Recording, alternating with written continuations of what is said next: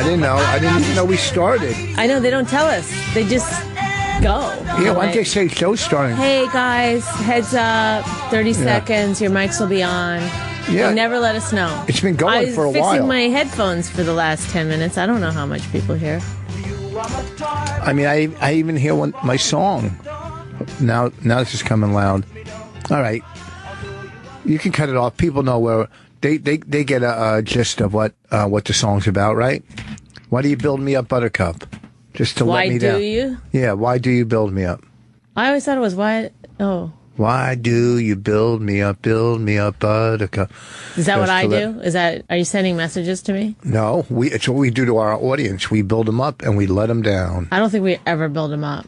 Well, we definitely let them down. But we do the second half. Sirius 206 XM 103. You can call in and talk to us at 866-969-1969. Yes, you can. And I want to thank Tobacco Road. Oh, God, here we go. Why can't, guys, can't you get like some kind of like musical stings or something? Because Rich does a bunch of stuff here. I got to do a thank you. You know, he always does his thank you. And can't we get like a ding, ding, ding, ding, ding? I don't know if that's the right music, but... He's a little musical. Here. He's running in here like he's going to do something. Yeah, he's not going to do anything. It's not going to work. What do you need? Well, it's you too can't late. hear us? No, you guys are not listening to the show. You know, Rich does his thank yous. He does what's ailing him. He's got a lot of stuff that he does that I think it would be nice to have a little musical, you know. This Nexium's not working. It's time. We're not there yet. We're not what's ailing you. Okay. Okay? Right now, it's the thank yous. Can we have some music for the thank yous? He just answered. Doesn't say yes or no. He just like, now he's leaving. I said yeah. You did? Yeah. Well, we'd like to hear the music for the thank yous. Why? I don't know if he's getting his music. He's just like, yeah, I heard you, but we don't know what we're Let me doing. do a quick plug. This Saturday, I'll be in Linden, New Jersey. I never get to work local. I'll be at the Raymond Wood Promenade. Raymond, Raymond, Wood Promenade. Isn't it Promenade? Okay, I'm going to be there too. I'll be at the Raymond Wood Promenade or Promenade. You could say either way. Promenade sounds like something you put in your hair. Oh, I'll be at the Raymond Wood Promenade this Saturday, Linden, New Jersey. At these two, I can see them. And there's like 3 or 4 other trying comics. to figure out how to get music up. 3 or 4 other comics on the show this Saturday, the Raymond Wood Promenade. Thank you. Let's take a call while we're waiting for the... Go ahead. You'll get to the thank yous. We'll get to the thank yous. No, I got to do my thank you. Ray from Los Angeles. You driving? You in your car, Ray? It's drive time there, you know. Oh, it didn't go on. Everybody's got their car on you guys. I can tell. What's that? Everybody's listening to you guys. You're the biggest thing out here. Yeah. You got to have some billboards. Thank you, yes. You know, real quick, L.A. doesn't really have... I mean, if you don't have Sirius, does L.A. have decent radio if you don't have Sirius? Terrestrial style? Yeah, because I've never really listened to radio out in L.A., which, I mean, you're in traffic all day. So that's why I thought podcasts were so big in L.A., because a lot of people are downloading podcasts and listening to them out there. Sure. No, the radio's as lame here as it is everywhere. Sirius is the only thing that I've listened to for years. But that brings me back to my topic, which is my favorite show is you guys. You know, and I just wanted to say, when you guys are on alone, I've listened to all of your podcasts, over 150 there. This Thank guy's you. out of his mind. Thank you. Clearly out of his mind. When you guys Who listens to that shit? Why do you keep cutting them off? Sorry. Can you hear me? You guys are on alone. Thank you. It's fantastic. I really don't like when you have guests because it takes away from the Rich and Bonnie dynamic. The uniqueness. It really is. It's beautiful. It's a beautiful thing. I mean, all the men are in love with Bonnie because she seems so appealing and like he. How could I just bitch all the time? Can you please let him finish? Can I argue with him? No, let him finish. Well, Then you argue. That's what you do. You used to cut Anthony off. I used to yell at you for cutting Anthony off. Stop. First of all, I don't think we're allowed to say Anthony on the show. Anthony Johnson. The beauty of the show is this bickering right here. Not every bickering is entertaining. You guys do it in a very entertaining style. But I think what everybody likes about Bonnie, anyhow, this is what I like about her, is that she seems like she'd be so much fun to be around. bickers and she banters and she gives you a hard time and you guys go back and forth. But she's so smart and so clever and so quick, it just seems like she'd be a ball to be around. Now, of course, like most women, after about a year, you'd probably be tired of them physically, which is what happens all the time. But in terms of personality, she's 5 stars. Thank you. That's what Am I allowed to talk now? Go ahead. Goodbye, Ray. Did you hang up on him? Yes. Why would you do that? He didn't get to... I don't know, What because the fuck is... you got we're on a schedule here, and you got to do your thank yous. So We got a lot of calls. ready, guys in the back? Ladies and gentlemen, it's time for Rich's thank yous. Go ahead, do you thank yous? As the music's going? Yes. I want to thank Tobacco Road Golf Course in North Carolina. We played there yesterday, and it was unbelievable. The coolest course. I can't even explain this course. A lot of sand, a lot of trick pin placements. Not trick, I mean hard. Go to Tobacco Road if you're in North Carolina and play golf there. That's all I'm saying. Anybody else? I'd like to thank my friend Jenny, who sent us a couple gifts from Bel Air Country Club. Whole gift pack. A whole gift pack for the kids. She sent 2 hats for my daughters that I'll probably keep. And no, I'm going to give them to my A daughters. dress for Raina and a little jacket. I didn't see the dress. Where's the dress? I didn't see the dress. Well, I want to thank Jenny, who emailed me today and is going to see Colin Quinn, I think, tomorrow night. He's in that area somewhere, up in L.A., somewhere. Well, that's great. That's great. She's going to see, so... This is not plugging other people's section. This is thank yous. Okay, thank you, Tobacco Road Golf Course. And I want to thank Forsyth Country Club. I played there with a new friend of mine, shot 81 on Saturday, on fire at the Forsyth Country Club, Winston-Salem. That's Thank it you. for today. And I'm going to thank you for doing the thank yous, and thank you for doing the music. Or is it Paul? One of you guys. Thank you. Now, okay. Okay, coming up, though, later, just so you know, heads up, he's going to do a What's Ailing Me, and we need a little music for that. So now that you guys know how to do it. Rich, is there something you want to talk about, or should I take a phone call? What do you want to talk about? How Well, you call me screaming about there's no air conditioning in the house and I'm doing everything I possibly can, but you yell at me about it? I wasn't yelling at you. You were- No, I you were wasn't. I talking was to me. yelling because But if I you're wasn't talking to even me- yelling. Look, I got somebody on the phone here. Connor from Arizona. Hey, Rich, I wanted to know what your opinion was on that woman who worked for the NAACP who pretended to be black, and now they're saying, like, she's transracial, so she can be white and black at the same time. No, she's choosing to be black. That's what ridiculous. You transracial can't- means. That's ridiculous. Race is all, I think we all know now, race is all in your head. Yeah, you know what? And if you are black up here and you get stopped by the cops, you can ask them, you can tell them, look, I know you're not seeing me the way that you want to see me, but I am black. And they'll treat you the way that they treat other black people. I wanted to get Rich's perspective because he went to school with a lot of brothers and sisters. Well, you know, it's funny. If it all came down, like say at the end of the day there were race wars, do you think they would say, oh, you know what, that white girl's black? You know what I mean? I didn't even read into that story because I thought it was so ridiculous. But I mean, how dumb are they that were everybody around her that thought she was black? Well, you don't generally question it. If somebody said, if I said I was German. If you said you were black, I would say, no, you're not. No, but she did. She worked a lot harder than I do. I don't work hard at being black at all. And she put some effort into it. No, you could tell. You could The tell. only area that's really African American on me is my bush.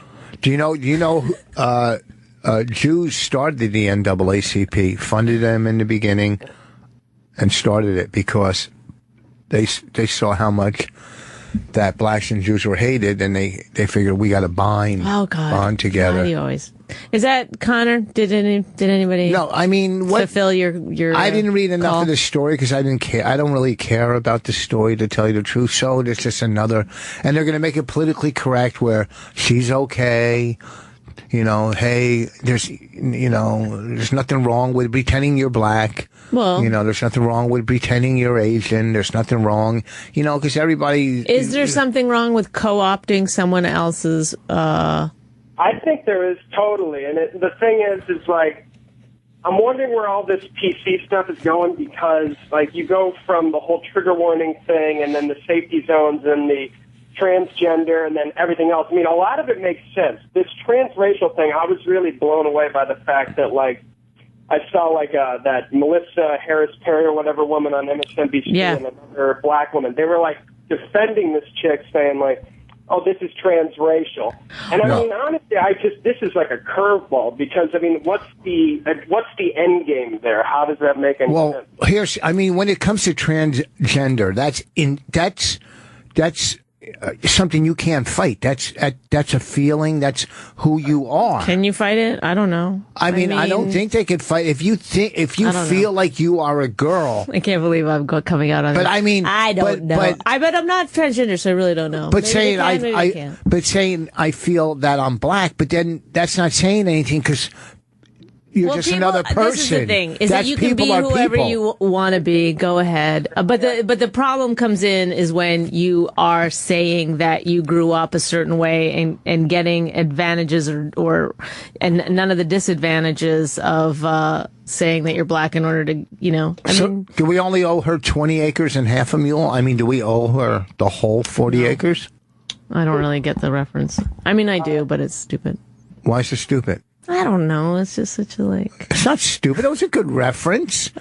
I didn't prepare anything. It was just a quick, dumb reference. It wasn't. I know, but I wouldn't do it as a bit. I wouldn't go on stage. Hey, guess what? We got to give her 20 acres, half a mule. I just said it off the top of my head. Well, let's ask. Are you going to comment on everything I ad-lib? Probably. That's pretty stupid. I'm going to punch out, but I was just curious if, Rich, do you identify as an Asian because of your IQ of 141? Yeah, no, I identify as a genius. I grew up around black people my whole life. Okay, and sometimes you do when you're around black people. You might Rich slip co-opted black culture. Yeah, right? There's a lot of things I do that's black, but I don't consider myself black. Well, and what's the difference? If you take the whitest of white and the blackest of black, and you just keep going down the chart of white, to not as white, to not as white, to not as white, to not as black, to blacker, to black. It all blends. You see what I'm saying? If you take the whitest of white to the blackest of black and start from the right and go all the way to the left, it's just one person.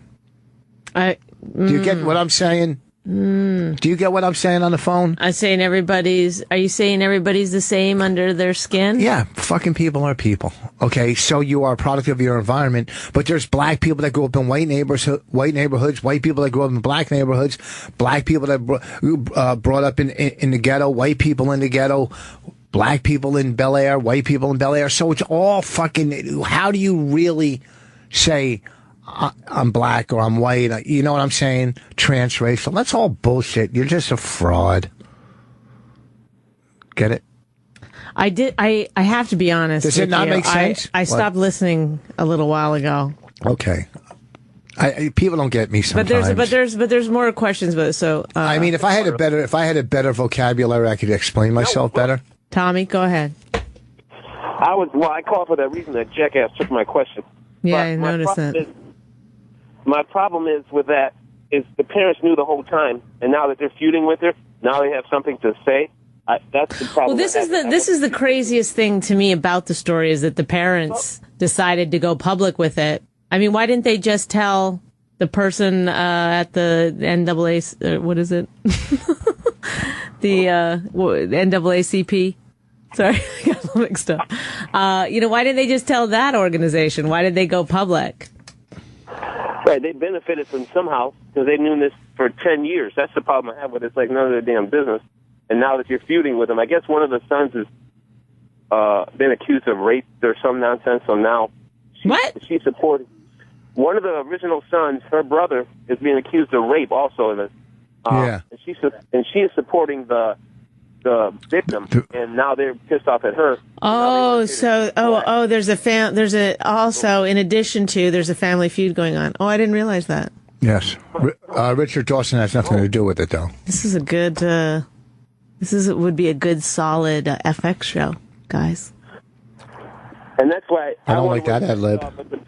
What you guys thought about the parents now coming out knowing this the whole time, but because they're feuding, they're telling her damn business. Yeah. You know what we should have done as radio hosts? Tommy, have you ever pretended to be a race that you're not? You say that, but I have. I'm going to tell you right now, I am the only black guy in my neighborhood right now. Uh-huh. Only black guy. I grew up when I was a kid. We were the only black family. And I think everybody, even though black girls on TV, the way they talk when they're on national TV, they take on a persona of what we say as white people. I used to get called it all the time.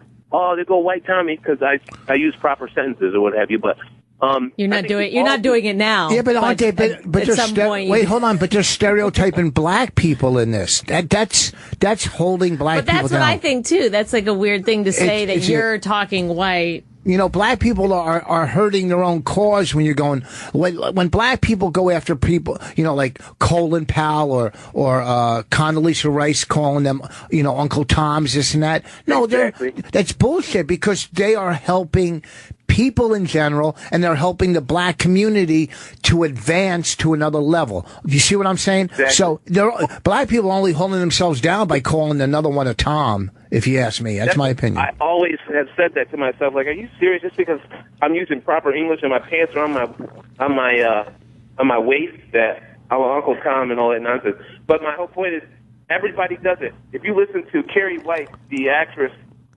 she sounds white as everybody else. But at some point, you take out a persona. If you're with a group of black guys, you may use words that you don't normally use if you're white. If you're black, with a lot of white people, you may do things you normally wouldn't do around your black friends. Well, you adopt the behaviors of the people that you're around. Well, it's different. Exactly. It's tougher for a guy than a female, a black guy than a black female. Like a black female, they're not going to really attack her as much. You think it's easier for a black female in show business? No, I think it's easier for a black female to, as I said, to talk white, as they would say, than it is for a black male. Because if you, as a black male, you got to be harder, you got to be more street, you got to be more, to carry yourself amongst the black community until you get. You got to go to prison. No, he knows what I'm saying. Am I right about this? You got to pull a knife every once in a while. I was thinking the same thing before I called, but it's exactly the way it is. You have to be a certain way. But the problem I have with all these critics they have coming on TV, all of us do this shit every day to some extent. You have to, if you're selling yourself to somebody, if you go to a job interview, whatever it may be, and when I watch CNN, they do this shit all day long. Well, what about some of the white, rappers or whatever? Are they co-opting black culture? Should they be allowed to do it? I mean, it seems weird to have to be everything into such categories. Oh, I agree with that too. I think it's stupid. Trust me, I think all of this is stupid, but I think it's that they're going against this girl like this drives me nuts. Like, are you serious right now? All the shit we got going on in the world, I don't give a fuck what color she is. She did a great job. The parents knew what she was doing for 10 years, and now you have something to say? That just makes no sense to me. And they need to be outed for being assholes. Okay, hang on, because Greg... What do you think? Greg is from D.C.? Yes. Go ahead. Well, the thing is, it's not a matter of co-opting or taking somebody else's culture. Mm-hmm. It's a matter of her flat out lying and saying she's black. Yeah, it's a matter of her taking a black man and saying, this guy is my dad, and then lying and saying her dad's sick and can't come to things. Right. And didn't she also, wasn't she also, she plagiarizing at Howard University. Yeah. She said they were racist against her because she was white. Wait, she went to Howard, you said, or they didn't let her in? They did. They just didn't give her the scholarship she wanted, according to her, because of racism. She's been claiming that she was oppressed her whole life. But because she's white. And then black. and then flipped it. Wow. But the thing a lot of people aren't really saying is, she says, I claim, I feel that, I feel more like an African American. I feel more like I am black. What about her lily white upbringing made her feel that way? Maybe she got beat with some funny object from around the house. He had 4 brothers. His adopted 4 Her adopted brothers made her feel like she was black. They adopted 4 black kids? Yeah, they adopted black children. You know, but they're I just figured it out, and if our psychologist calls in, maybe he can back me up on this. Well, but Jenny's a psychologist. If Jenny calls in, any psychologist can call in and say I'm right. That she wasn't getting attention. Her black brothers were, and so she had to become black in order to get attention. And they were getting all the good work around the house, all that stuff. What does that mean? The black, the parents would. The parents gave the kid her black brothers more allowance. Yes, because they knew they were going to just gamble away shooting craps. So, Thank you. And the parents. The other thing about this whole situation, though, is that when she's claiming the black experience, she's claiming to be black. None of these other people who you guys are mentioning have ever come out and said, I'm white, even though they're black, or I'm Latino, even though they're not. Right. But they have said, this is my real ass, and we know it's not. Exactly. We've heard Rich's act, and we know that, Bonnie, you really are the architect behind it. No, I'll tell you the truth. I barely do any racial stuff anymore. I drop them, because it's so... Now, like when I was doing racial material, nobody was doing it. Now the whole world wants to do it. It's old hat. You know what I mean? Just when you use words that are bigger than 4 letters, Rich, then we know Bonnie wrote it for you. Oh, you got me. You know what? I'm black right now, and I'm gonna bust a cap in your. Anyhow, what? See, Bonnie's not writing your material. None of those words were bigger than 4 letters. See, bust a cap. He's Love right. you, Rich. Okay. Bye-bye. You guys have to hang up because I can't do it. Something broke on my thing. Oh. Hang yourselves up. Hang yourselves up. Oh, no. Now they hung up. I didn't read into these stories because they're going to exploit this story and make it it's a I don't give a fuck story, to tell you the truth. You know what I mean? It seems like it's important, and it's really not. It's I don't give a fuck story. I don't care that how many people are getting jobs under false pretenses. Right, people that are fucking lying and stuff. But here's, can I just say this though? It's fascinating. It is a fascinating story. It's fascinating because she got away with it for a long time because she really did change her appearance so much, and she's got a great job, Can we see a picture of her? How did she darken her skin? She just tanned, I think. Well, you could tell the difference between a tan. There was a book years ago, a true story. This guy took pills called Black Like Me and became black from taking some kind of pills and this and that. Yeah, that's Robert Kelly. Kelly. No. Young Robert Kelly. Let's see how black she looks. See? She looks... I would think if she told me that she was black, she could tell me that she was Jewish. I would believe she was Jewish. I would believe that she was white. I would believe that she was German. She doesn't look black there. Like that's... That one, she looks black. The top left-hand corner. Yeah, but some of these were before she transitioned. I don't know. I just... Look, show Rich the picture of when she was a kid, though. Look, that's what she looked like, blonde hair. Okay? There you go. Oh, she had a good job, too. How much... What was she pulling in? She was pulling in $125 a year. No, I just made that up. Oh. I didn't even give it a chance to sit there for a second. I just took it right back. Well, okay. I want to ask Reg what side he's really on because first, go ahead. Go to Ken if you can. I'm not in charge anymore. Why not? My thing doesn't work. Oh, who's this? This is Ken. Hi, Ken. What part of Jersey are you from? Morris County. Morris County. See, no one tells you what city. They think I'm going to come to their house or something. I didn't ask what county. No, because in Jersey, everybody knows, like, if you're just 2 towns over, you've never heard of it. That's not true. Also, if you decided to come to my house, we wouldn't be able to sell it out anyway. I have to put a sheet up. Oh, hang up on this guy. Did he say he couldn't sell it out? He said you couldn't sell it out. Oh. You can make fun of Rich for a lot of things, but You don't make fun of my You don't comedy. make fun of your comedy. Hang up on him. He did. No, he didn't. Yes, Okay, he go did. to Andrew from Jersey. 7. What's up, Andrew? What part of Jersey? What part? I saw you guys on Anthony Bourdain's Parts Unknown a couple of weeks ago. Yes. You guys are really funny, but how long ago was that taped? That wasn't that long ago. Was it January? I don't know. February? Something like that? Was that before Bonnie started doing CrossFit? No. Oh, God. If you say that I looked fat on there, I will literally fucking kill myself. No, I didn't say that. But, But you were headed there. I can tell. yeah, I was headed there. How did she looked great on there? I didn't see it. I saw clips. I didn't see the episode. I heard it was funny, but I saw clips. I'm she not looked a great. fucking. I'm not a size 0 like it.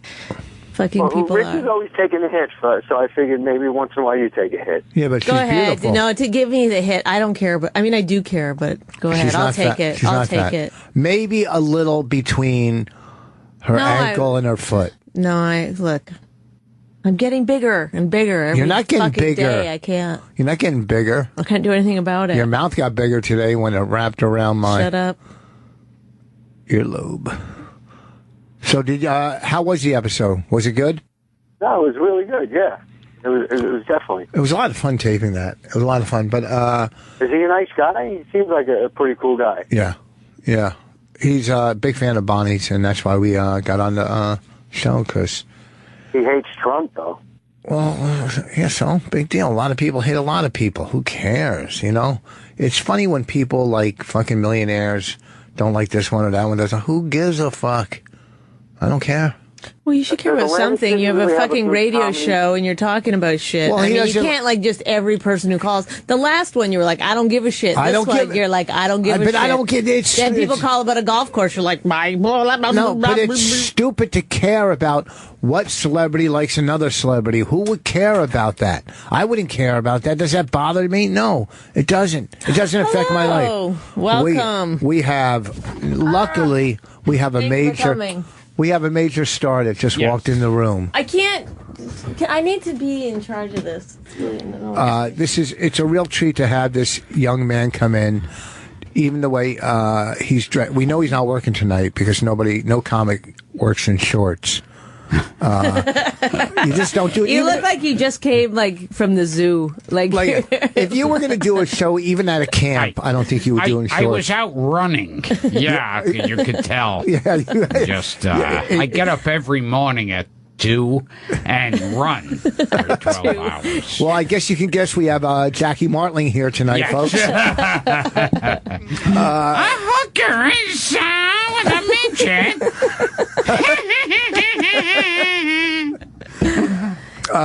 Gilbert, thank you for coming. I wasn't 100% sure that you were going to come. Oh, yeah. You're not the first woman who said that to me. Yeah. Are we allowed to talk about anything that we know about you? I guess. Because I worked with you one time at a Comedy Central thing, and Heidi Fleiss was on the show. Oh, yes, yes. And you told me a very funny story about... I was up, I mean, for people who remember Heidi Fleiss. Yeah. She was the Beverly Hills Madam. Yes. And it was like, I was about the only person who's been to Heidi Fleiss's house. Only celebrity to go to Heidi Fleiss's house and not get laid. I was there. I had, in L.A., I had done Arsenio. And I was talking to these two agents or producers, whatever the hell they were. And they said, oh, you were on. Now let's watch it. And they said, where's a place we could watch it? And they said, we're going to, and this was before she was even in the news. They said, we're going to the biggest hooker, the biggest whorehouse in America. Uh-huh. And, I went there and basically had a Diet Coke and watched TV and then went back to my hotel room and jerked off. Yeah. But wait, what was going on in the house? What, Not much. was there ladies walking? Is it like in the movies? No, it wasn't at all like, you'd expect. Like, they're walking around their underwear and stuff like that. Yeah. Oh. Was it just her house? Yeah. So it was just like a regular... Yeah, it was, I didn't get any pussy at Heidi Fleiss's house. Did they offer you a sandwich or anything? Nothing. I think I had a can of soda that she brought out, and that was what I got. So, I mean, I hope she puts me in her little black book that I got Gilbert a can of soda. Yeah, everybody's name, like what they like, and beside yours, it's Diet Coke. Yeah. Gilbert, do you do a... Hold on, we're going to take a call from this club. Do you ever do Indiana? I've been there, yeah. Hold on. Chris, we got Chris on the line. Hello, Chris? You didn't... I did click it. Yeah. Hold on. And I went up to the bunny ranch and didn't get laid there either. Oh, what? What happened there? Yeah, nothing. They were doing some kind of cross-promotion with a comedy club and the bunny ranch. I don't quite understand. Wait, who's that guy, the Bunny Ranch That's guy? our friend. Yeah, what, do you remember his name? Dennis Huff. Dennis Huff. Yeah, he didn't say to me at any point, hey, you want a free blowjob here? Here's a coupon, nothing. Really? Where were you working when you met some Dennis? comedy club in Reno.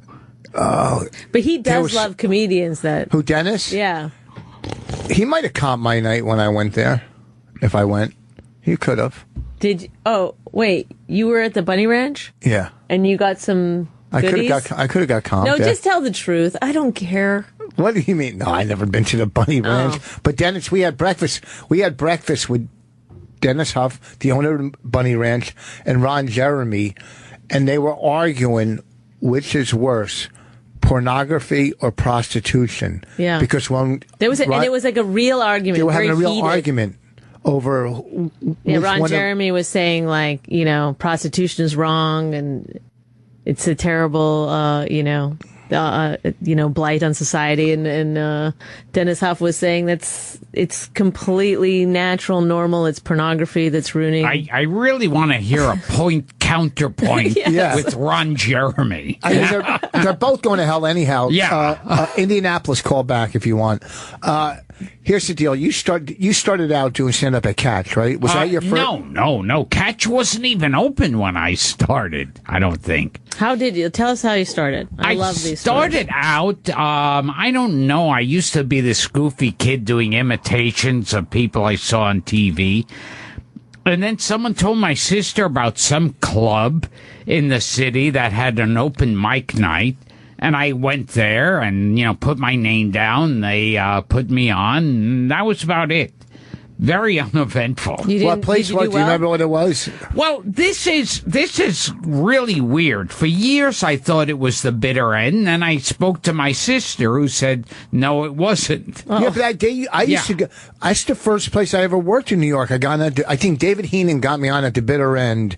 They did comedy. Geez. I think they did comedy on like Tuesday night or something. He used to be the star of that Alan Dix steakhouse. He was? Yeah. So, okay, but you then, because I kind of remember you at Cat Show when, like, during the Belzer days and, Jimmy, what was his name? Wall? There was Robert Wall. Not Robert Wall, JJ something. There was... not JJ, not Jimmy Walker. No, a big white guy with... I don't know. I mean, and when Ronnie, the white guy. J.J. Wall was his name, wasn't there? Yeah. He was a big actor. I just spoke to him last night. Oh, you did? He was a big act. Where did he go from? Like, what did he become? He eventually was like a lot of those comics who went into behind the scenes on TV shows, like writers and stuff like that. Well, you remember Schmocken Valley? Oh, yeah. Yeah, they went also behind the scenes. Oh, look, we got take number 4. We got Joe DeRosa, another funny comic. What's happening, man? Hi, Rich. Hi. What? Did you get my text? I didn't get your text. I saw that you called. I said, call here. Gilbert Gottfried just walked into studio. I know. I'm listening in my car. Gilbert, Gilbert, you're very funny. Thank you. Wait, this is so meta here's right his now. Here's his text. How long are you going to keep me on hold, you star fucker? First of all, let me tell you something. I didn't know you were on in hold. this room has fucked me. Okay. You know what the thing is that they wrote on the board, they wrote Joe DeRosa, ? Says he's Joe DeRosa. And it's like, who would pretend to be Joe DeRosa? Like, if I see it's Joe DeRosa. Yeah, that would be a pathetic scam. Wow. The kid on the phone was like, the kid on the phone was like, Joe DeRosa? I think he thinks I'm not allowed to call the studio anymore after my Twitter war with Anthony or something. Yeah, you're allowed to. Listen, if anybody's allowed to call the studio, it would be you. I mean, are you kidding me? So, what are you doing? Are you headed to like one of your new alternative comic friends' house, or what are you doing? No, I'm coming from my psychiatrist appointment, and I'm pulling into the pharmacy to get my Prozac refilled, and I got a prescription for Adderall. Oh my God, you're a mess. You go to a psychiatrist instead of a therapist? Well, I go to therapy every week, but you got to go to the psychiatrist every 3 months. And how often do you go to the psychic? Yeah. I'm going to start that up too. But so I can go full swing LA. Joe, I mean, if you go to a good therapist, they could tell you what drugs you need, and you just go to your to a regular GP and get whatever. I mean, whatever helps. But you're right, Rich. I should follow your advice instead of the psychiatrist I just. Yeah, because Rich is completely sane. I would love to hear a gunshot right now. Good radio.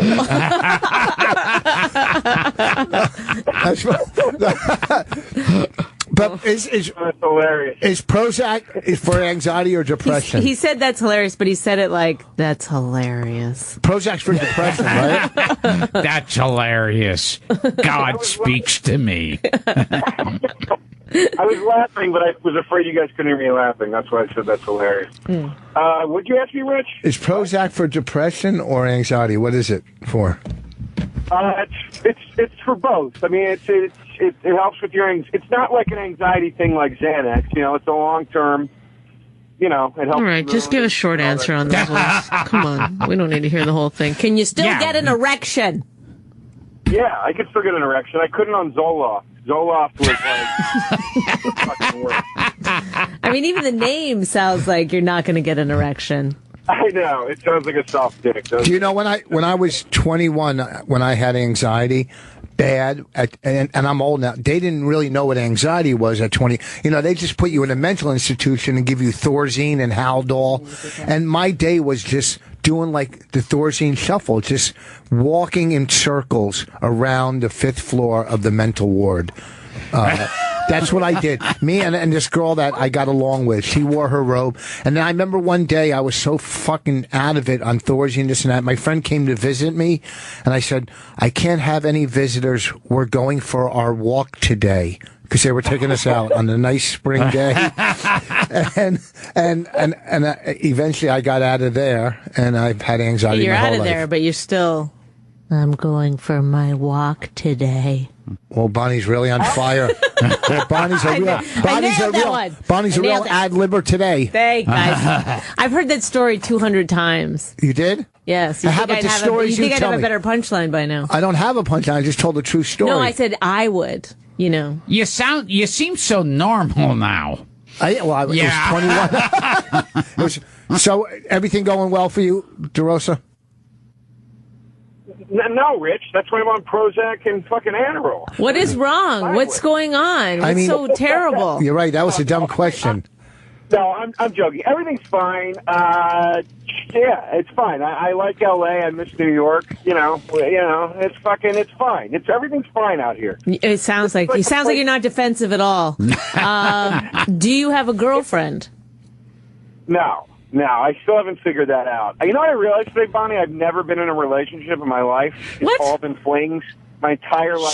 So you can get an erection, but you can't get laid. But you have like you always pick up girls like, and I have no clue why. Like I can't imagine like, and you get some hot girls, and like if I was a hot girl, I wouldn't. You know what I mean? You're funny. I really think you're really funny. But I don't. What I'm trying to say is, you know, you kind of look like a bookend in a certain type of way, not in a bad way. Okay, he's a little curved. He's not really a real straight stand-up type of guy. You look at him and you say, okay, parenthesis. But I don't know. He's always picking up girls. It's one of the things. I have a very busy dating life, but it's one of those things I've talked about it. I'm talking about it in therapy. When I get anywhere near commitment, I get literally a sick feeling that I can only equate to the same feeling I had when I was sitting outside of Captain Brian's Off the Hook fish restaurant before the first show in Florida. I had to do 4 nights there. It was like the same sick fucking feeling. Like, I can't do this. What am I going to do?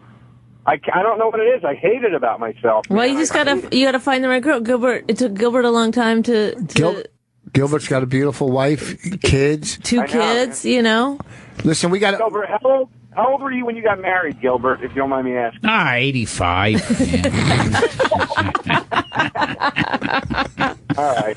I'm fine then. Listen, Joe, we got to run. 2 years younger than your posture. Yeah. 2 years. Listen, third one from the left. No, I'm telling. I'm a big fan of Joe DeRosa. I love talking to him. When I call him, he gets mad because I call him from my car, but that's when I have time to talk, because when you have a family, you don't have time to sit home and talk to your friends. So when you're driving from a shitty gig, you call Joe DeRosa, but he always calls me back prime time. Oh, well, thank you. I love talking to you guys. Gilbert, nice talking to you, and I love you both. You're great. I'll see you when you come into town. Good luck with that medication. See you when you come into town. Yeah. All right, see you guys. Okay, now if I can, I'll gotta give myself a plug. I'll listen to Gilbert Gottfried's amazing colossal podcast. You could hear it on gilbertgottfried.com. Subscribe to it on iTunes or SideshowNetwork.tv, and support it on Patreon/Gilbert. We were going to get to that. I'm sure we wouldn't have had to plug that well. But I turned it on once, real quick. You're on Sirius too, though. Am I? I don't know. I heard you and Artie Lang. I heard Artie Lang on your show. Oh, well, that was a weird one, because me and Artie got together and we figured I do his podcast and he do mine. So we just decided to do it all at once. And basically, you could hear it on either. You hear the interview with him as the host or me as the host. Oh, that's funny. Yeah. It was really good, too. It was fucking great. Oh, it was insanity. Yeah. Well, I've heard great things about the podcast, but you haven't been doing it that long, right? No, but I don't know. I think it's been a year. Oh, a little over a year. And what are some of the good interviews that you've done? We've had on recently both Catwomen from the Batman series, Julie Newmar. Oh, wow. And Lee Merriweather. We had on the original Batman, Adam West, Henry Winkler, Danny Aiello. Just recently we spoke to Paul Williams, who wrote Rainbow Connection and Rainy Days and Mondays. But here, as Gilbert Gottfried, your career, you have a pretty successful career. I mean, you know, your stand-up, you can work anywhere you want to work, basically, especially if there's a dollar store in that town. Because I go to them all the time, too, so don't worry. So you could work anywhere you want to work, basically. You did The Apprentice. So are you doing a podcast out of... I don't see you doing it because you need to build a fan base at all. You're doing it out of creativity or the fun of it? Yes, I have no idea why, other than people are telling me podcast. And it's so weird. It's like for a while people were saying, oh, you know what? You should have your own blog. Yes. And for a while, I had a blog, and I felt like such a fucking idiot. Yeah. On a blog. But say Sirius or PLJ or NEW, any of them came up to you and said, "We want to give you a radio show," you would have probably said, "No, fuck no, I'm a comic." Well, just doing road gigs. Unless they were paying me enough. Yeah, well, the money. And then I could say, it's Gilbert Gottfried playing all the hits. Okay. Yeah. Can we go to 1 and 2, or go to 1 first? Because this guy's been waiting to say something he wants. Okay. Go ahead. Go ahead, Jay. Hey, thank you very much for taking my call. Gilbert, I just wanted to tell you how big of a fan I am of you, man. Like, you're extremely obscure, but your comedy is brilliant, and your knowledge of films is just incredible. He's got over 300,000 Twitter followers. That is not obscure. Show, man. Thank you. All right, take care, you guys. Go to Birdman. And I also had Roger Corman. Wow, I bet he had good stories. Oh, huh? He said, like, one movie he made, he was supposed to play tennis with his friends, but it turned out it was raining that day, so he couldn't play tennis, so he decided to make a movie. And he went to the studio that still had a castle from one of their A productions, and he went there, and Boris Karloff owed him a day's work, so he got Boris Karloff and a pretty much unknown Jack Nicholson. Wow. They threw this movie together, and to this day, nobody has any idea what the movie is about. Wow. He put it all together in a day. Yeah, he has no idea what it's about, and it's and one of his movies, they said they were complaining because they were done for 2 cents, and they were in a panic. They said, it's nighttime and we don't have any lights to light these scenes with. And he goes, well, you got cars, don't you? Wow. And they had them all turn on their headlights to light the movie scene. That's a kind of smart move there. Now, it's amazing though, but you came up with some of the best comics out of New York, like we were talking about before. And they, I remember going into Catch when I first started, and I'd see guys like you and fucking, like I said, Belzer, or even Mike Egan, who I thought Mike Egan, I don't know how he didn't become one of the best writers in the country. I mean, the guy back then to me was brilliant. And Seinfeld, Reiser, Belzer, Richard Lewis. God damn, those. I think the best comics came out of Catch. I mean, the comic strip had, Murphy came out of the comic strip, and. Birdman wants to say hi. What? Go ahead. To Gilbert. Hi, hey, Gilbert. Yes. Hey, listen, I spoke to you a long time ago on Howard Stern show, because I'm a biggest fan of yours. Listen. I swear to God, I love you so much. Rich, you're great. You guys do great. You guys are such. You make my drive home. Sounds like Jackie Mason. I know. I think you're a terrific comedian. I listen to you when I'm in the car.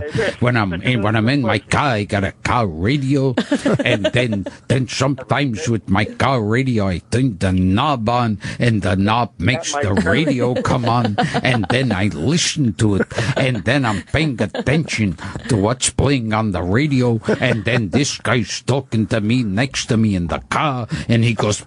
And he's all of a sudden an expert. And that's why I fucking love you. Birdman, what do you do?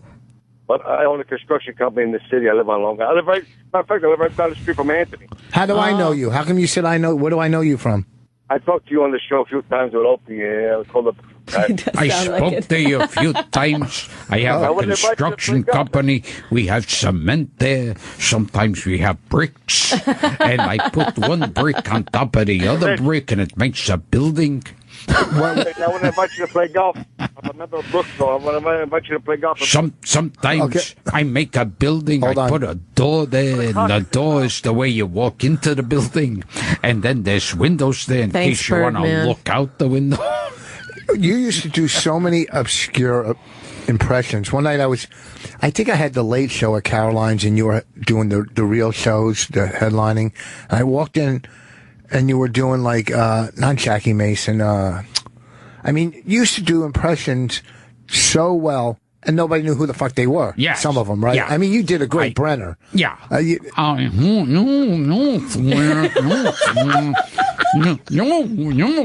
into a library, there's all books around, and all kinds of, like, they have books, and then they have the books in alphabetical order. They have the books in alphabetical order. And then, so if it starts with an A, you look in the end section, and that's how you found the book. And if it started with a B, then you look in the B section, and then some libraries have a men's room, and so you go to the men's room if you have to go to the bathroom. And some libraries will have this. Some libraries, you're gonna walk up the stairs. You're gonna walk up the stairs to get into the library, and then sometimes you're gonna walk down the stairs when you're leaving the library. Who was the English actor Mason? Was that his first name or last name? Oh, yes. Who was James Mason? Yeah, you used to do him on Say, right? You used to do James Mason, and people going, who? Yeah. James Mason. But you did James Mason like doing something. Yes. Jerking off. No, shock.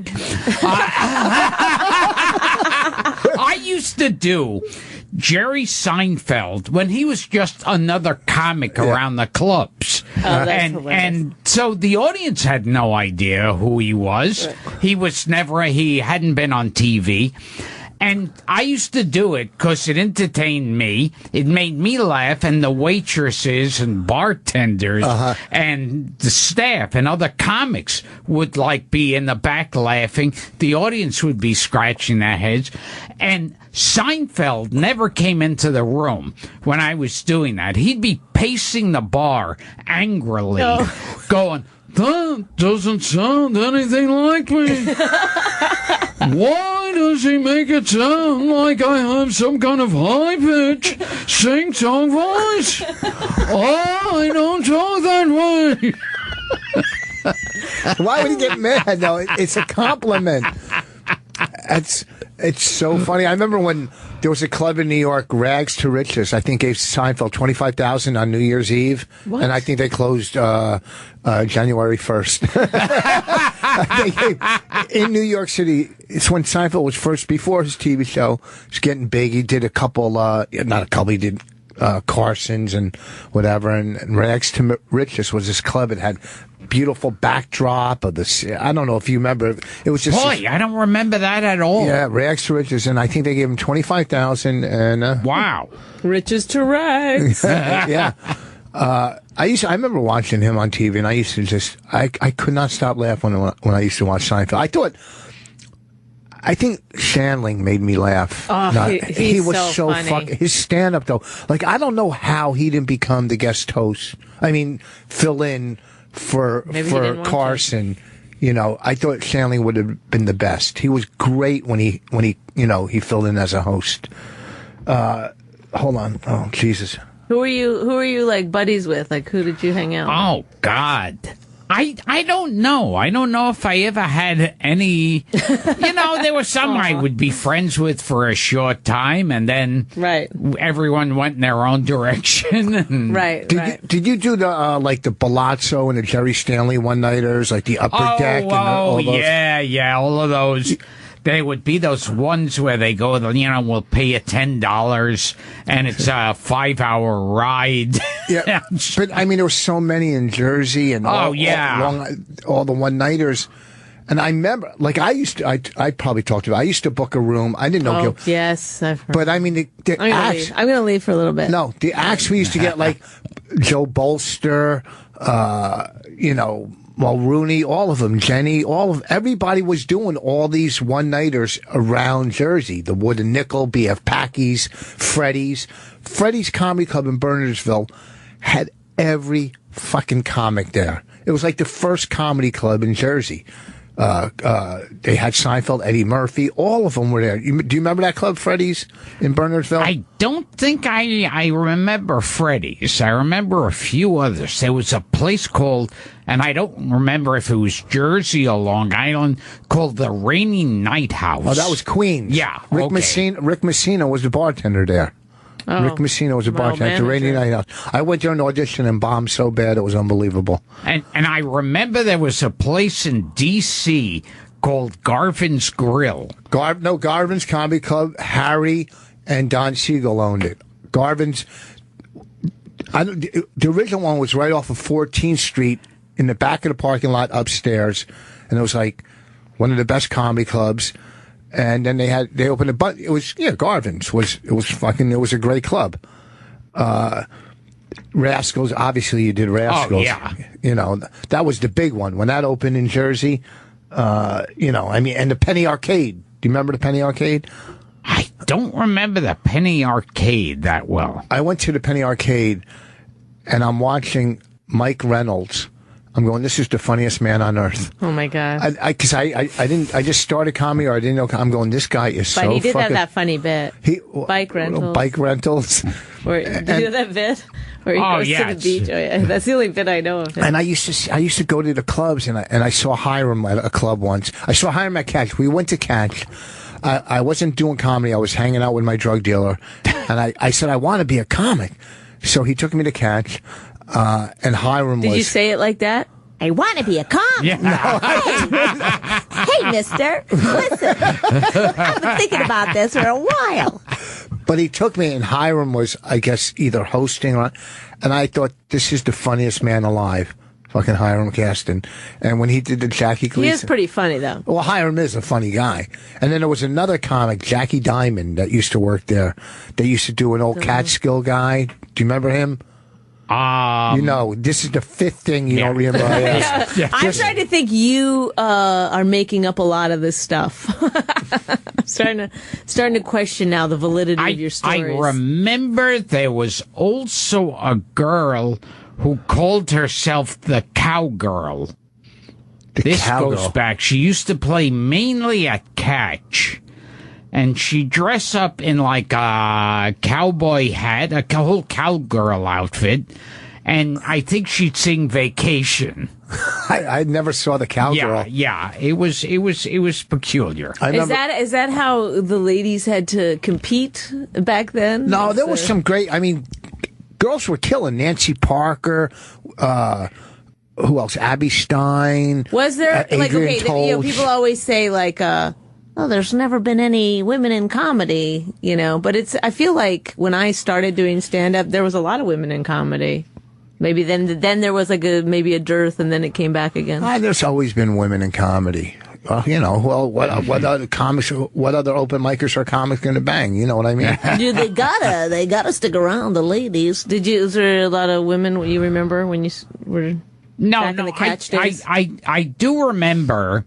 I remember my entire career hearing that there are certain towns you go into where comedians are like rock stars and they get laid like crazy and girls throw themselves, and I'm still waiting to find this town. The lore. Yeah, you didn't get laid at the Moonlight Bunny Ranch. Yeah. I'm looking at every map. So you have to see that you have to go into Cancerville. Yeah. to get laid. No, I mean, you have a great wife and kids. Where did you meet your wife? Doing comedy? Oh, God, she'll tell you the story. Okay. Should we call her? What should we do? How should we do this? Yeah. Does she have anything to do with your podcast? Does she produce it? Or? Well, she helps make sense of it, like call people and everything like that. I don't see you doing the bookings. I don't see you doing the business part. Yeah. No, you don't want to get involved in that, right? No. That's the part I hate most about. I mean, even like social media and stuff, it's painful for me to have to do all that stuff. Yeah, I'm not too safe on social media. As I've proven several times. You need a gatekeeper for yourself. When you got fired, there was no argument. You couldn't say, you know what? Can I make an apology? How can I turn this around? Yeah. You had to know you couldn't turn that around, right? Well, I found out I was fired on the internet. Oh. That's what was so great about it. What, like just a headline or something? Yeah. Oh, I my saw God. headlines there. Because we had a bet between you and Flo from Geico I don't know. to see who would last longer. Oh, yeah.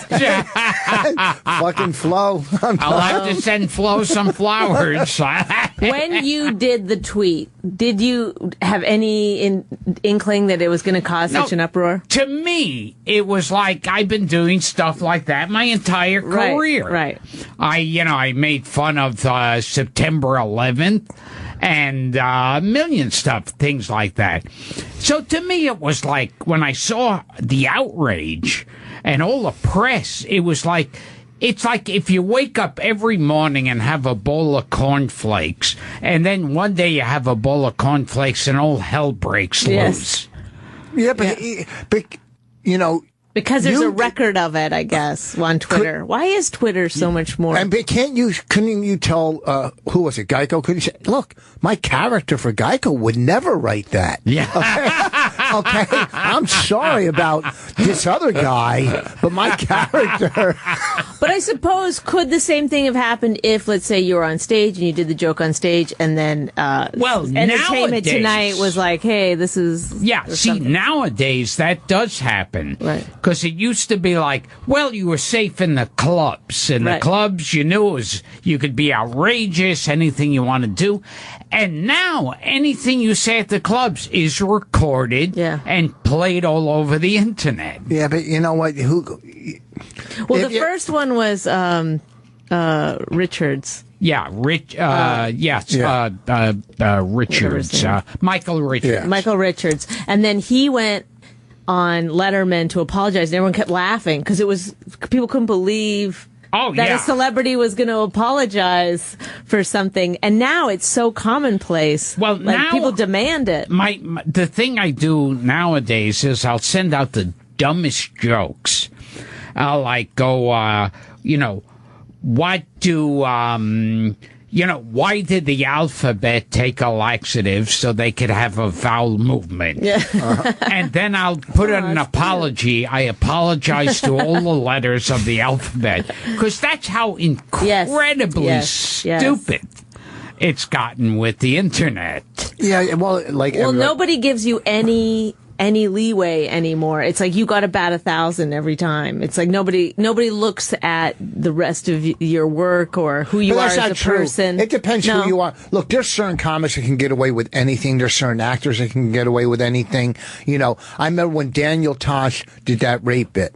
Everybody's all over Daniel Tosh, talking about rape, this and that. Then this writer wrote an article about how bad Daniel Tosh's rape bit, but Louis C.K.'s rape bit was okay. That was the good rape bit. That was the good rape bit, okay? Because Louis is so fucking hot, they're not going to go after him. Well, they like him. They think that he's a hipster, good comic. Yeah, but you can't say... They also said Sarah Silverman's rape bits were fine. Yeah. Well, it's just like I got in trouble years ago. I was a presenter on the Emmys, and it was right around the time Pee Wee Herman was arrested in the porn theater. And I said, I really sleep better at nights knowing Pee Wee Herman's been arrested. If masturbation's a crime, I should be on death row. Yeah. And you wouldn't believe. You'd think I blew up a school bus of blind children. It was like they bleeped it. They put on a delay that they didn't have on the Emmys before. They were writing about it in all the papers and reporting it on the news. And then a few months later, Seinfeld does an entire episode about masturbation, and it's looked upon as Citizen Kane. Yes. Yeah, well, but he was probably getting even with you from the old impression. Oh, yeah. That's probably what he was from. All right, look, we got to take a break, then we're going to come... Before we take a break, give your plug for your... Gilbert Gottfried's amazing, colossal podcast. You can hear it on gilbertgottfried.com and subscribe to it on iTunes or SideshowNetwork.tv. Support it on Patreon/Gilbert, and you could also get my book and DVD and schedule information on gilbertgottfried.com. That's great. And and my Twitter is @RealGilbert. And this Saturday I'll be in Linden, Raymond Wood Promenade. Promenade. What would you call it, promenade or promenade? Promenade. I would say promenade. I did say that. She was saying promenade. You would say it the correct way, would you? Okay. 7 p.m. in Linden, the Raymond Wood Promenade. 7 p.m. Bonnie, you anywhere this weekend? Just check my Twitter. Are you going? No, you're going to do a festival. But I don't know what the town is exactly. It's the Johnny Carson Festival? Yeah, somewhere near Omaha. Eddie Brill hired you? Yes. Eddie Brill's a big fan of yours, not of mine. Well, that's, it happens. And I played basketball with Eddie years ago. Oh, well. That's because you stuck up for Eddie. You stuck up for Eddie. When Eddie got in trouble with the media, you stuck up for him.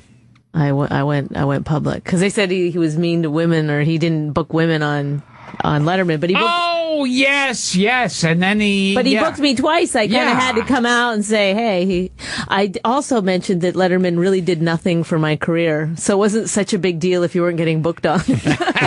All right, we'll be right back. We are back, folks. Sirius 206 XM 103 866-969-1969 866-969-1969 This Saturday in Linden, Raymond Wood Promenade.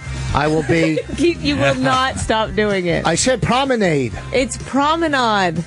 Oh, promenade. Promenade. That's for your hair, right? It's like, it's either that or a new form of Orange Julius. Everybody knows it's in Linden. Promenade. We're lucky to have Gilbert Gottfried in studio. You're lucky to have anybody. No, we do. See, on the second half, they always they get a little. They get like, what have I come all the way here for? Do you know how we are drive time in LA right now? Yeah. Do you know how many careers we have rejuvenated on this? Oh, okay. No, when he says rejuvenated, he means the opposite. Yeah. We've killed a lot of careers. Go ahead, take a call. I can't take a call. Why not? Because this doesn't work. I'll take it. Hold on. Let's see. Wait, no, it's working now. They fixed it. Go ahead. No. Okay. Fucking idiot. Mike from Chicago. Yeah, hi, Gilbert. I am a fanatical fan of the podcast. Oh, thank you. I love your social media. Do you do it? Because the Facebook stuff is incredible. See? I'm a genius. I'm a regular Ted Turner. Everything you guys talk about suddenly appears. Like, today, it's like there's a Velvel song by Ricky Lane. Oh, yeah.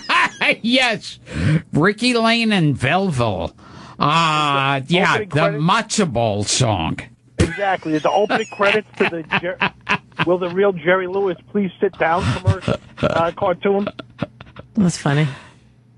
Oh, and I interviewed Bob Costas recently. You got him? Yeah. How do you get these people? Yeah, I don't know. Are these all phoners or any in studio? That was in studio. Where do they do it? At your house?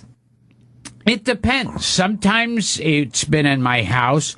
Other times the Friars Club. Other times recording places. The Friars Club, they don't charge you? They let you just come in and do it? I think. I don't know. I don't even know how they arrange it. We might be getting a bill at the end. I have no idea. You probably will from the Friars Club.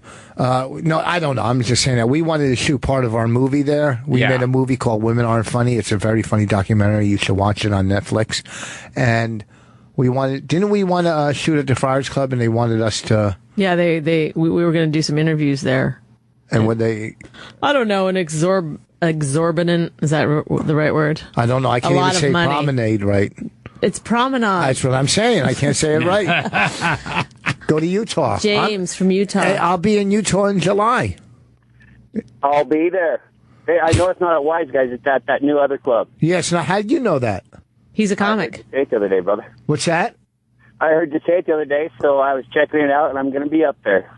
You're a comedian, right? Oh, I've played at Wise Guys. I'm working on my stuff so far. I've only done some open mic at a couple bars around town, but, you know, I'm working my way, and I got to say, Gilbert has been a true inspiration. Did you guys know I could hear you talking through the whole commercial?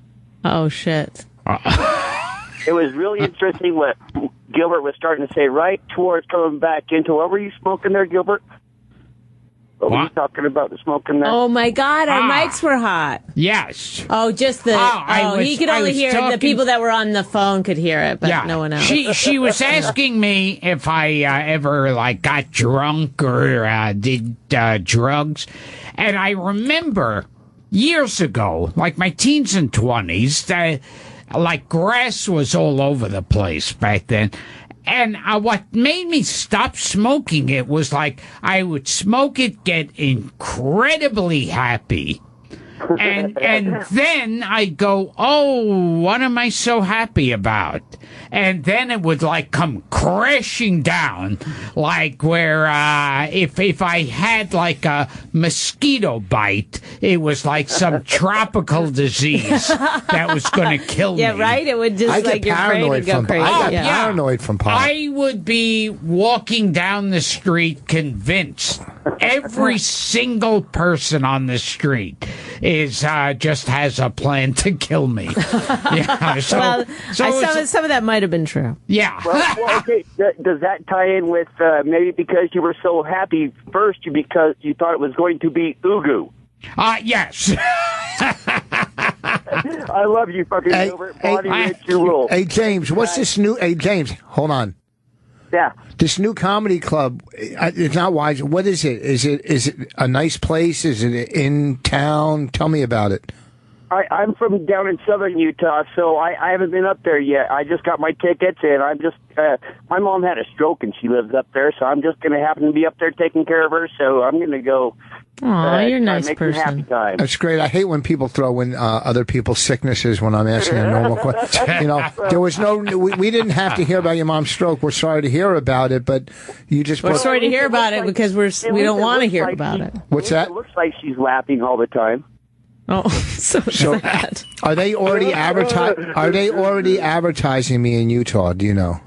I love you guys. I'll see you up there, Rich. Thanks. Okay, Thanks bye. for answering. Yeah, that's when he got right off the phone. Because I didn't buy my plane ticket till tomorrow. You know, because I get scared. I wait till the last minute to always get my plane ticket because I'm waiting for her to get a call. Oh, no, they canceled you or the club closed. How come it's getting more and more difficult and with flying? It's like it's become more uncomfortable.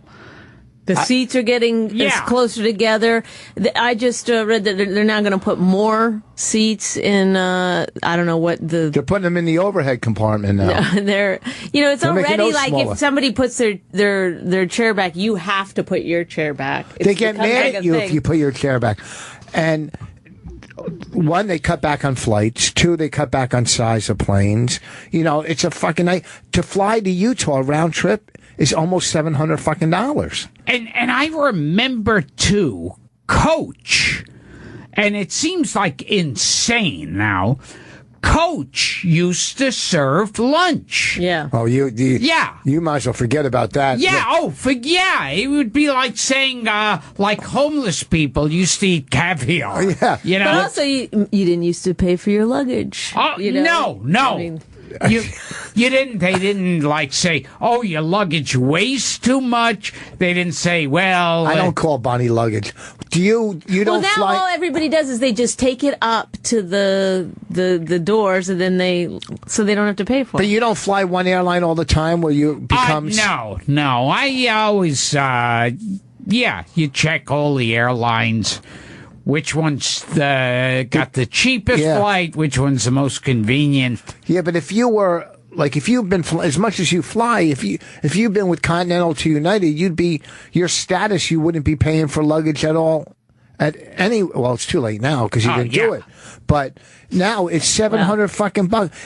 This is no bullshit, and you can always go, I remember. But you're right. You do remember when prices were lower, but they should not have raised them 3 and 4 times the amount that they were. There used to, remember, like for a while, they would have these bargains where it would be $99 from New York to LA. Yes, 200 round trip. I used to fly that all the time. Yeah. $200. You can't. What are you kidding me? But that's you because can't even lick an airplane. You used to get on an airplane a lot of times, and there would be a lot of empty seats, and that almost never happens anymore. Because they cut back on planes. They oversell every single flight. So I got bumped up yesterday, and it was nothing because it was an hour flight. You know, luckily last time I was bumped up when I went to L.A., but I couldn't even imagine. When I go on a plane now, I bring my own lunch in a cooler.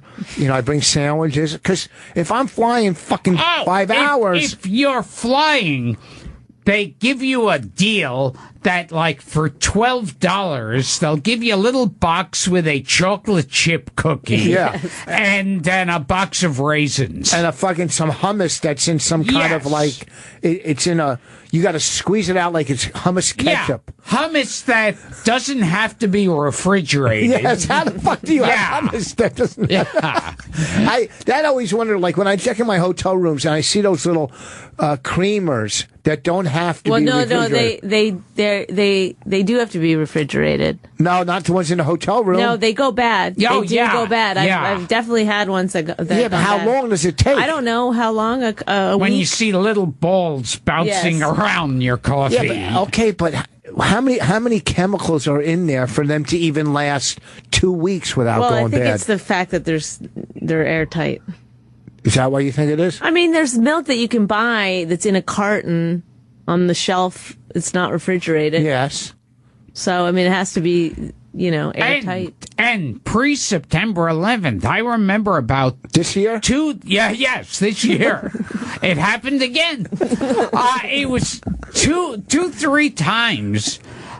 They let me ride with the pilot. Wow. Yeah, they invited me in, strapped me in. And I remember one time sitting with the pilot while he landed the plane. Wow. That's going to happen now. And then, like, after 9/11, they were like, can you believe we fucking... the chances we took. Remember that dude we had in here? Did he ask you if you ever, if you like gladiator movies? Yes. Have you ever been in a Turkish place? Wait, this guy on the line says he can't believe I'm bitching about just airplane ignore tickets. Him. Who cares? We'll both. No, get him on the line. Let's talk to this fucking asshole. I don't want to. He probably flies once a year. Shane from Texas. Yeah, Rich, I can't believe you're arguing about the price of a airfare ticket. I wish you had a chance to interview somebody from the Donner Party to ask them how tough it was to take a wagon from the East Coast. You know what, Mr. Shane from Texas? Yes. I've thought about starting a service that's just a horse and buggy across the country. It's going to take a long time. It's going to be uncomfortable, but I'm going to go on this premise. We're nice. You know what? Don't act like that was in the 1800s. Okay, now in this day and age. By the way, sometimes when you tell a joke that I don't think is funny, I will laugh just to be polite. And I noticed you didn't even try. And the Donner Party got a meal. And I love that joke that Bonnie says. I love it. I've laughed at it 7 times already. No. Yes, I always laugh at it. No. Do you, Shane? How many times do you fly a year? Maybe once. Okay, so go fuck yourself. Let me tell you something. I fly 3 or 4 and also, times Shane, a month. Go fuck your mother. No, I didn't want to throw that in. Okay, do you know to fly? Fuck your dog. To fly to Utah from New Jersey, $700. It seems like a lot of money, and the airlines say, well. Gas prices. Well, gas prices have dropped immensely, and they buy all their gas in bulk. Right now, when the gas is at the lowest it's been, no, and I don't know how long. They fill up just like we would know. No, and they'll buy 2 years worth of gas right now. Okay, I think that's true. I don't know if that's a fact, but I heard that. Anyhow, so you can't go by gas prices. You don't fly, so why would you say I shouldn't complain about flying? Now your turn. I just, you're a big star. Shut up. Big star. Shut your mouth. I'm far from a big star. You're sitting with big stars in the studio. Your wife's a big star. But he's very far from me. It's a big table. It is a big table. The thing is that before you start talking 87 miles an hour again, I'm not going to talk again. I already made my point. Faster than a 747. He goes on the road every week. Well, not every week. Pretty much. A lot. Yeah, I mean, let's say I have stomach problems. What does that mean? From traveling. Guys, from traveling. Put the music on. It's time for What is Ailing Him? Go back to this guy. No, let's hang up on him. He's stupid. Hey, I love you guys. I said I love you guys. How about Philly? It's time for What's Ailing Rich? My fucking stomach, it's bad, and then it went away for 2 or 3 months, and it came back. And when I did a bronchoscopy, they said gastritis, but it's fucking right now. It's hurting right now. It's like it's a nonstop hunger pain. It's a nonstop hunger pain. So I've been on. I tried Nexium for 2 weeks. I'm going to give it another week, and I'm going back to the digestive healthcare doctor if this Nexium doesn't work, because I can't fucking. I'll gain 3,000 pounds if I keep eating to stop the pain. Mm-hmm. Food soaks it up. But maybe it's an emotional pain. I think when I take anxiety medicine, it goes away. A little. There you go. Maybe it's an ulcer. Well, we got the music. Do you want to add anything that's ailing you, Gilbert? Well, I'm doing this show. That's about it. He does. You know what's funny? He does Opie. He does Stern. He does the biggest radio shows, and he came in to do us. I know he's great. I wouldn't say he's great. I think he didn't have anything to do tonight. I think he was as lonely as we are. So let's get Joe from Philly. Go ahead. Hey, boss. What? Where is Utah? Is it next to Idaho or Colorado? I said Utah. Whatever. That's what you called in for? Really? You finally have a national platform. You finally have a national platform, Joe, and that's how you're going to use it. You don't want to say, "Hey, come to my barber shop," or "Hey, buy my mom's pies." Or what about, "Hey, Gilbert, it's good hearing your stories." Yeah, anything. This is what you want to use Bonnie, your national you platform. Fat on. I saw Women Aren't Funny the other day. It was great. Okay, see, that's how you call. You don't call negative. This isn't a morning radio show where there's all negativity. We'll try to be positive here. Okay. I'll just. Why'd you hang up on them? I don't know. I don't know. I don't know how. I don't yet know exactly the right rhythms with the callers. Did you like how they edited you on Celebrity Apprentice? Did you like the editing? Oh, it's funny with reality shows. It's like there's so many tricks involved. Like they could have they could zoom in for a close up of your face when you're deciding what to have for lunch, and then they'll hold it. And then they'll have somebody talking and then zoom in for that close up and go and play some music like "Ba-dum," right. And it's like, oh, he's angry at him now. Right. Yeah. Well, that's when we were shooting our reality show. We did a pilot. I said, why so many close ups? Like, I don't want it to look like that. And they said, well, that's how reality's done. They're super close ups, so you can just edit it any way that you want. And I love on reality shows when someone gets out of the bathtub wrapped in a towel and they've got a mic clipped onto their towel. Or when sometimes like Oprah will go to someone's house and they show Oprah when they open the door from the other side. That drives me nuts. That's my favorite. That is my favorite. When the door opens and the person walks in and you go, boy, how lucky they just happened to be filming that door at that second. Boy. But did you have a lot of time to, to talk with Mr. Trump or spend time with him, or was he in and out like that all the time? Pretty much in and out, yeah. I'll tell you one thing, whatever you say about Donald Trump, this fucking guy knows how to make golf courses. I'm telling you, I played some of his courses. in fucking insane how nice they are. He knows what he's doing when it comes to golf courses. I actually want to know more about the show. I know too. And as we watch the show every year, you're the only comic that made it as far as you did as a comics. Oh, boom, yeah. We're gone 1 or 2 episodes. Well, because I was gone 1 or 2. Oh, wait, no, Lisa made it far. Yeah. No, but you made it pretty. How many episodes you make? No, I think it was about 2. Oh, okay, maybe so 3. No, I'm wrong on this one. that. 2 or 3. It seemed a lot longer. Yeah, that's the way it feels to the audience. They used your joke. I mean, they liked you. All the other contestants. Yes. They liked you. I mean, they always. But they always do this thing too, where you would say something pretty innocuous but funny, and people would. They'd always act so shocked all the time, like as if they're not sitting around drinking beer with their buddies. Yeah. Saying fuck this and fuck that. Like celebrities always act like they've never said the F word. Yeah. Yeah. Or when you were doing the stand up, what was it? It was one of the.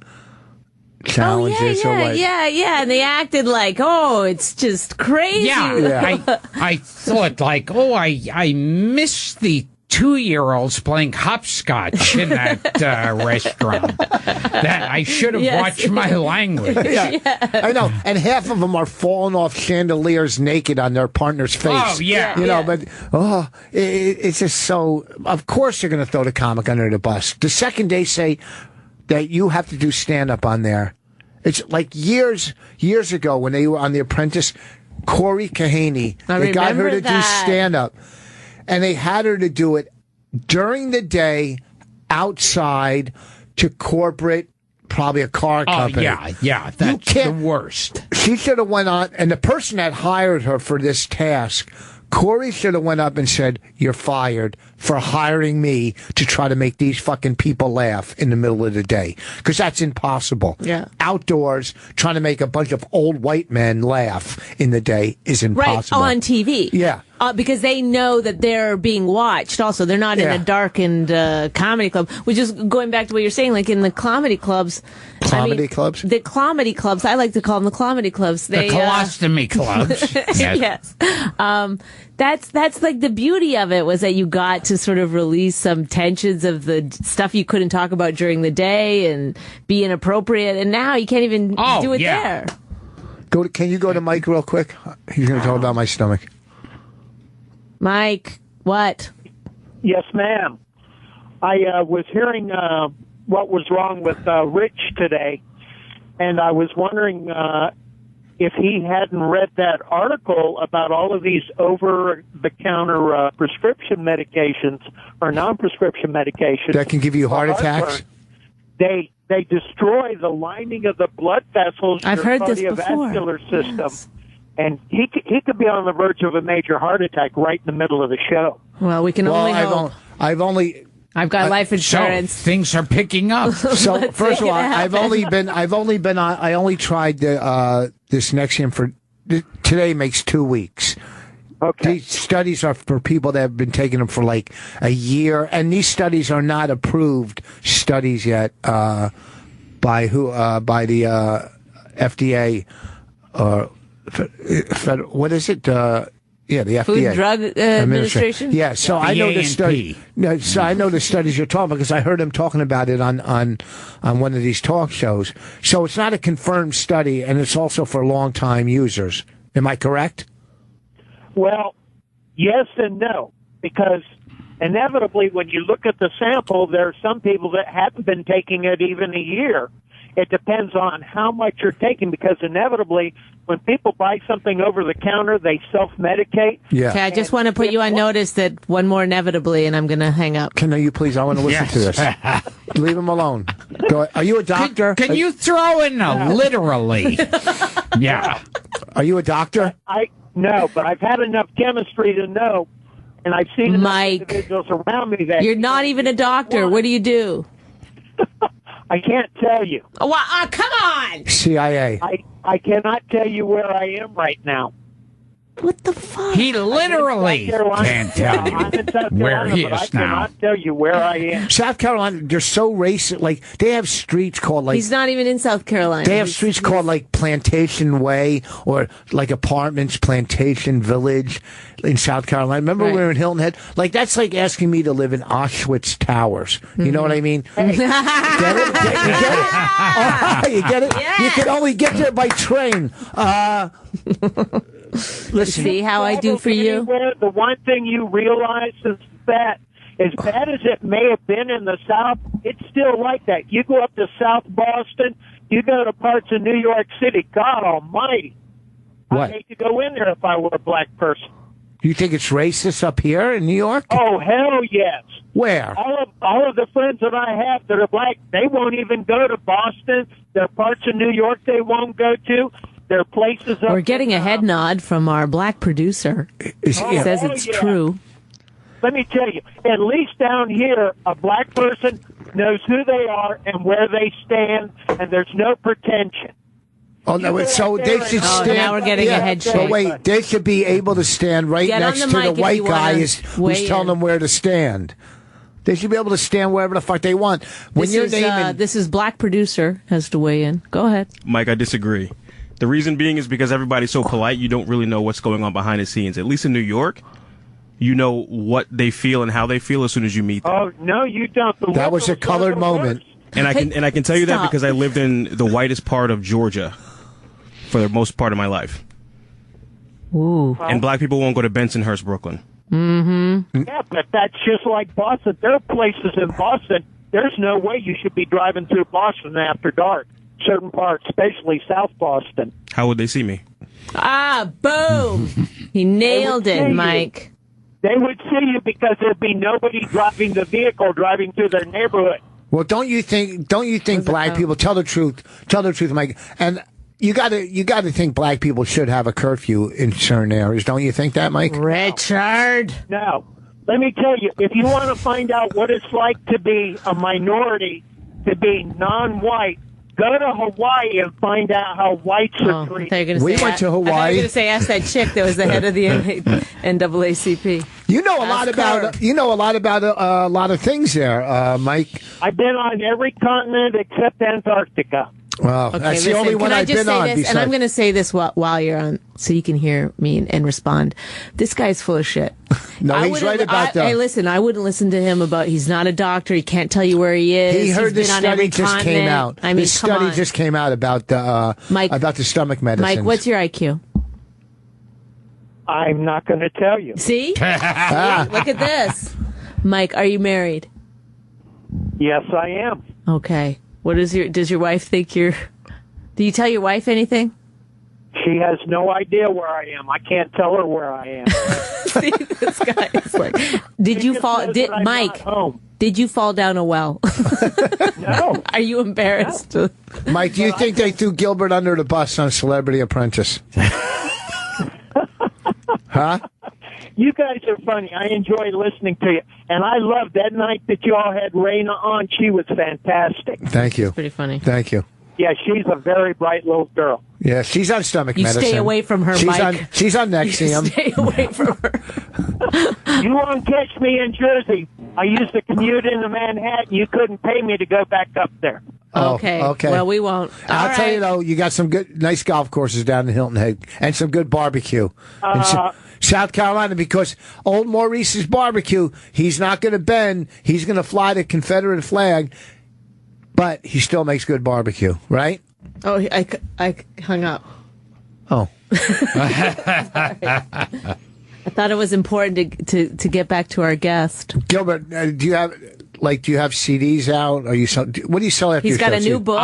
Yeah, my brand new book, Rubber Balls and Liquor, that you can get on gilbertgottfried.com, signed book. Is that a joke book or a memoir? DVD, Dirty Jokes. Oh, Dirty Jokes. Oh, that's that. Yeah, but with a book. The book, it's a memoir, and just like, it got good reviews from both New York Times and Publishers Weekly. Which amazed me. Was it hard to write? Did you find it a difficult process? I hated it, yeah.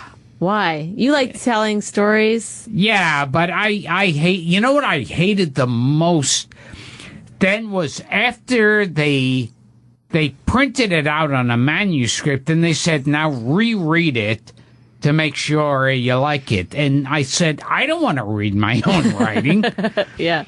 And then they had me do even a recording of it, which I thought was torture. For the book on tape? Yeah. How long did it? I thought that was torture. Why? That'd be Just horrible. to read your own book? I could, yeah. My throat was hurting, everything. It was just, I was worn out. How come those books on tapes, they maybe last 3 hours, but it takes me like a week to read a book? Yeah. Who can read a book in 3 hours? I don't know, honey. Do you know what I'm saying? I hear you. How do you read a book in 3 hours? Also on the internet, they have me reading from 50 Shades of That's Grey. what I was going to... Yeah. That's funny. Very funny. Oh, you heard it? Yeah. Okay. Did you ever? No, I didn't hear it. Do you know what 50 Shades of Grey is? It's a movie. What is it about? It's about someone was painting their house and they didn't know. It's about going into it's about soft porn. Oh no, I liked it when you were saying it was going into I can't think of a paint store name. Benjamin Moore. It's about going into Benjamin Moore, picking out the right paint. Gray. Right, gray. I told it that was. I know. I was gonna try. I was gonna try then I to moved on. I know. I was. Oh, if only I'd had the words. Where you working? What's your next gig? Your next weekend? Oh God! You just check GilbertGottfried.com. You don't even know. Yeah. Do you? Yeah, I don't know. I like that. Do you do your own bookings or do you have someone do it? Well, my agent does the bookings, and then. It's like if I don't have my date book right in front of me, I have no idea. I might have to go someplace in an hour. See, I have to be on top of where I'm going. I don't, I hate it. Yeah. The last 3 weeks I bounced around so much that it's just I was. That's part of your anxiety, though, because there is anxiety in figuring out, like, oh, you have to pack and you have to get to the airport and you have to do your car. I was on stage recently, and I swear to God, I'm looking at the audience and I'm dealing with the fucking this and that. And I'm going, I don't even feel like a comic up here tonight. You know what I mean? You're like, I'm going, what am I just reciting? You know what else gets me? Like, they always play this as a joke, like a politician or a performer going, I love you, Chicago. And then you find out they're not in Chicago. Yeah, and you go, I don't laugh at that because I know exactly what it feels like. Right. Yeah. Oh no, I know. I never really know where I am. Yeah, you're just. I have it down. My system's down. I mean, I could pack. I'll even put socks and shoes when I pack. Every little space when I get into the hotel. I mean, everything's exactly the same. I take out the fucking, the thing you put your suitcase on, and it's just week after week. I'm going, holy fuck, this is like my new home for 4 days. What drives me, what's so weird with me is like, I'll look at how busy I am, and then I'll go, oh God, I hate it. I can't stand it. I'm dreading it. It's killing me. And then I'm going, okay, so what I'm depressed and angry about is that I'm employed in show business. Yes. Yeah. I know. I'm a working performer in show business. Yeah, because then when you see an empty calendar, and you're like, you start stressing out, like, what's happening? Why don't I have work? Yeah, but you know what you want to do? You just want the best gig every fucking week. Like when I worked in Madison, Wisconsin at the club there, or when I was at the Improv in Atlanta or the Stress Factory, you just want those clubs all the time. You know what I mean? And no headaches, no bullshit, no fucking middle act doing backflips. My fantasy before I go on stage, because before I go on stage, I always think, I can't do this. I don't want to go. Yeah. My biggest fantasy is that the owner is going to come backstage and go, there was a flood or there was a fire, and we'll pay you. Yes, I know. There's no show tonight. And in fact, we even put you on a flight that leaves in an hour. Oh, my God. And we've From got the parking car. lot. Yeah. We already packed your luggage. We sent the guy to the hotel, packed it for you, and we're sending you right over there. It's so funny. Well, let's just go quickly to We this only guy. got 2 minutes. I Go know ahead. he's got a joke that we hung up on him earlier, All right, and hurry he's up. got a joke that he wants to tell. Go ahead, Joe. What do you got? Why did Bruce Jenner wait until he was 65 to turn it? Oh, shoot. Well, did you hang up on him again? I wanted to hear it now. Oh, Get this guy real quick. He's been on hold the whole night. Christopher Lee. Yes. He's, This is I, Christopher Lee. why? He's from the grave. Yeah, well, why would Christopher Lee sound like Bela Lugosi? I know. This is a Dracula Godfrey. problem. I want to team up with you, and we should put Bonnie on the rotisserie, and I can fuck her face in front of her cuckold husband, Rich Vaughn. Oh, he doesn't know what the word cuckold That means. I know fuck her face. Yeah, who doesn't? That was in the original Dracula. Star David tattoo. Oh, why do people hang on hold this long to do it? How empty? I don't know. They're, We only got a minute. Hang up on this empty life. I already did. What do you want to plug? Because we only got a Okay. minute. Get it out. Go, yeah. Go. My podcast is Gilbert Gottfried's Amazing Colossal Podcast. You can hear it on gilbertgottfried.com. Subscribe to it on iTunes and SideshowNetwork.tv. Support it on Patreon/Gilbert. And you could also get my book, Rubber Balls and Liquor, an autographed copy, and Great an reviews. autographed DVD, Dirty Jokes, on GilbertGottfried.com. And my Twitter account is Real Gilbert. Well, thank you for coming in. It was a real Yes, treat. I really mean, a pleasure. Thank you so much. this Saturday, I'll be in Linden at the Raymond Wood Promenade. Oh my God! Why? Promenade. Why? Because it says. At I the know, but wouldn't 7 the p.m. first time somebody goes, it's actually promenade, wouldn't you click it in your head like, oh, you don't say the aid, you say odd? No, my stomach hurts so much that Don't it's use taken your away. stomach as an excuse. That's why you can't get rid of your bad stomach, because you use It's it as from an the excuse. depression medications. It rots the inside of your stomach. You think so? Yeah, well, listen to that other caller. Yeah, for come on. Christ's sake. No, he was saying the stomach medicine gives you a heart attack. Oh, okay. Well, listen, it was a real treat. Thank you for coming in. This was a big get.